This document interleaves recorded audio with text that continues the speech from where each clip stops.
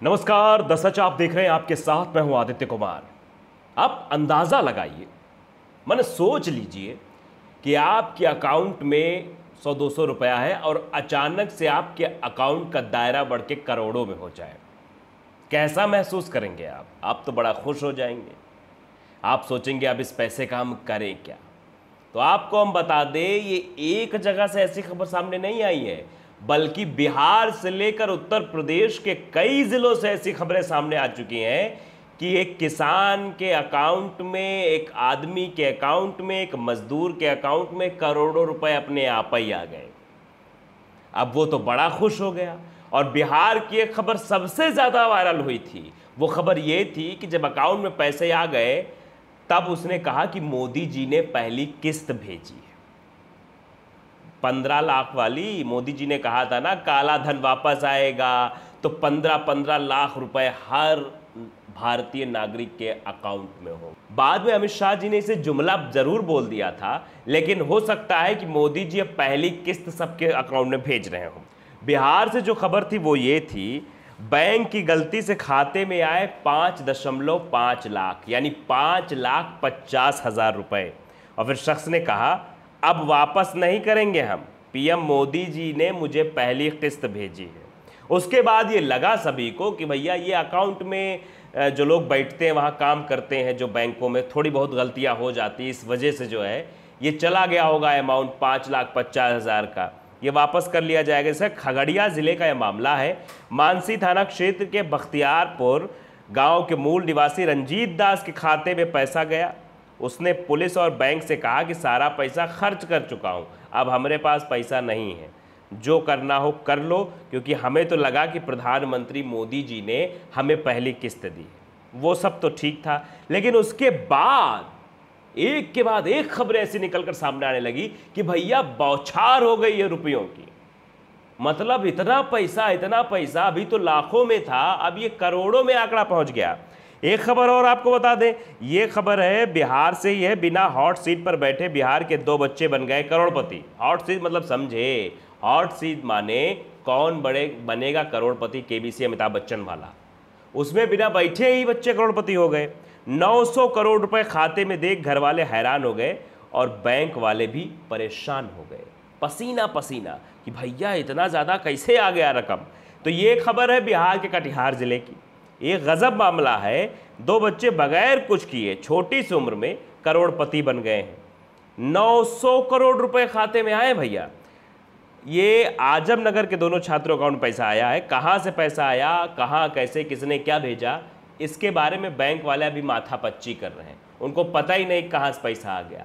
अगर ऐसा हो जाए तो बढ़िया हो जाएगा। हर गरीब आदमी के अकाउंट में 1 करोड़ रुपया आ जाए तो उसकी सारे दुख तकलीफ, महंगाई सब दूर हो जाएगी। चलो आगे चलते हैं। अब इसमें एक सोनू सूद का कनेक्शन भी आ गया था भाई। ये कहा जा रहा था कि सोनू सूद के घर इनकम टैक्स की छापेमारी हुई है, तो सोनू सूद जो गरीबों को मदद कर रहे थे, पता नहीं पैसा कहीं बाहर से ला रहे थे, तो अब वो पैसा वो ऐसे ही सबको भेजे दे रहे हैं। ये कनेक्शन क्यों हुआ, इसके बारे में एक लेख छपा हुआ है TV9 भारतवर्ष में। उसमें लिखा है बिहार के रेस्टोरेंट के अकाउंट में जो 960 करोड़ रुपए आए हैं, उसका सोनू सूद का कनेक्शन क्या है वो आप ज़रा समझ लीजिए। बाकायदे छापा गया है। साइबर क्राइम से जुड़ा मामला होने का शक ये बताया जा रहा है, और दोनों छात्रों खातों में अचानक हुए इस लेन देन से साइबर क्राइम जुड़ा मामला है, ऐसी शंका बैंक मैनेजर MK मधुकर ने जताई है। अब देखिए ये मामला बढ़ा क्यों। दरअसल स्पाइस मनी ने स्पष्टीकरण दिया इस मामले पर, क्योंकि ये कहा गया था कि इस पूरे मामले में बैंक ने भी सफाई दी, इंडसइंड बैंक से जुड़ा मामला था ये पूरा, और सोनू सूद जुड़े हुए कोई सबूत इससे फिलहाल मिले नहीं है। लेकिन कनेक्शन कैसे जोड़ा गया आप समझ लीजिए। कानपुर के रिच समूह से कनेक्शन मिलने की बात सामने आ रही थी। सोनू सूद पर फर्जी लोन लेकर पैसे निवेश करने का मामला सामने आया था। रिच ग्रुप के ठिकानों पर आयकर विभाग के अधिकतर लगातार छापे चल रहे हैं। इस छापे के दौरान आयकर विभाग को बोगस इनवाइस जारी करने और उन्हें बेचने के सुराग मिले हैं, और कंपनी द्वारा ही चतुर्थ श्रेणी कर्मी को निदेशक बनाए जाने का भी राज फाश हुआ है। इन सब बातों को लेकर इसको सोनू सूद से जोड़ा जा रहा था कि रिच ग्रुप से भी सोनू सूद का कनेक्शन हो सकता है। इसी कारण से इस पूरे मामले को सोनू सूद के एंगल पर ले जाया जा रहा था। लेकिन अब मामला तो कुछ और है, कोई साइबर कह रहा है, कोई कैसा कह रहा है, लेकिन इससे सबकी धड़कनें ज़रूर तेज हो गई हैं। मुझे भी कभी कभी लगता है कहीं मेरे अकाउंट में भी पैसे ना आ जाएं, और आ गए भैया तो पूछो मत। पता लगे मोदी जी मेहरबान हो गए हों, मोदी जी कह रहे हो बहुत बोल रहा है ये, इसके अकाउंट में कुछ पैसा डाल दो चुप हो जाएगा। लेकिन अब चुप होने वाले नहीं है।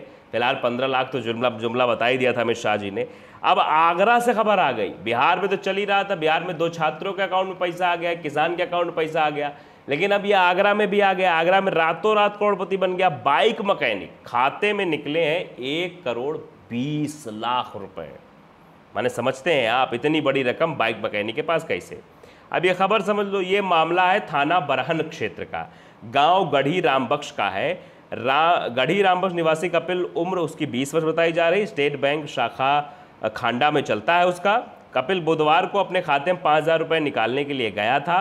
तभी बैंक से पैसे निकालते वक्त बैंक कर्मचारी ने देखा कपिल खाते में पिछले 20 दिनों में 1,20,00,000 रुपए का लेन देन हुआ है। ये जानकारी जब मैनेजर द्वारा कपिल से की गई तो उससे अनभिज्ञता जताई। शाखा प्रबंधक ने कपिल की पासबुक, आधार कार्ड और पैन कार्ड लेकर खाते को ब्लॉक कर दिया है। तो ये सब हो क्या रहा है, ये समझ नहीं आ रहा है। अब एक खबर और आप देख लीजिए, ये खबर है 17 सितंबर 2021 की खबर है, मुजफ्फरपुर की खबर है, माफ कीजिएगा। बिहार में पिछले कुछ दिनों से मामला चल रहा है, आप देख ही रहे हैं। तो 52 करोड़ रुपए कैश आ गया भाई। 52 करोड़ रुपए कैसे आए, कहाँ आए, अब ये भी आप जान लो। ये दरअसल मुजफ्फर जिले में एक ऐसा मामला सामने आया जहाँ बैंक खाते में 52 करोड़ रुपए ज़्यादा राशि है, जो इलाके में चर्चा का विषय बनी हुई है। ये है कटरा थाना क्षेत्र का मामला है। यहाँ एक वृद्ध है राम बहादुर शाह, अपनी वृद्धा पेंशन चेक करवाने के लिए गए थे और वहाँ जब देखा तो वहाँ तो 52 करोड़ रुपए आ गए। बड़े खुश हो गए। उसके बाद भैया क्या करें, अब सुपौल से भी एक खबर आई। अब दिहाड़ी मजदूरों के बैंक खाते में मिले करोड़ों रुपए। जॉब कार्ड बनवाने गए तब इस बात का खुलासा हो गया। 13 अक्टूबर 2016 को खाता खोला गया। फरवरी 2017 में खाते में करोड़ रुपए का लेन देन हुआ। बैंक अधिकारियों ने खाता खोलने के फॉर्म की तलाशी ली, लेकिन वो शाखा में नहीं मिला।